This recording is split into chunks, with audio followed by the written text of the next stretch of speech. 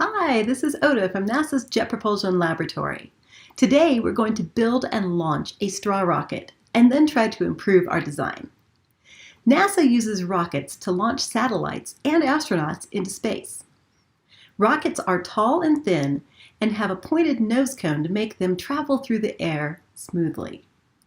All rockets need a source of propulsion, or energy, to get off the ground. NASA's rockets use engines and rocket fuel. The rocket you'll build today will use air from your lungs. To build your rocket, you'll need a few items. First, print a copy of the rocket template found on the activity linked below, or just use a piece of plain paper that you can sketch the template onto. Next, grab a pair of scissors, a sharpened pencil, a straw, some tape, and a tape measure if you have one.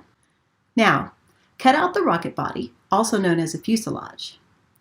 Wrap the paper snugly around your pencil and tape the paper to itself.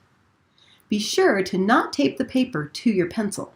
Next, cut out the fins along the dashed lines. Tape the fins to the opposite sides of the pencil near the end of the fuselage closest to the pencil eraser. Be sure to only tape the fins to the fuselage and not to the pencil. Now, fold the fins so they will stick out from the fuselage at 90-degree angles. Scoot the fuselage to the sharpened end of the pencil and twist the paper around the pencil point to make a nose cone. Secure the nose cone to itself with tape. Your rocket is now done and ready for its engine. Remove the pencil from your rocket and insert your straw engine. Find a safe place where no one is in your path and launch your rocket by blowing swiftly into the straw. Measure the distance your rocket flew and record this. Now, make a new rocket that is different in one way. Maybe change the fins, or the length of the nose cone, or even use a different weight of paper. Launch your new rocket and record the distance it flew.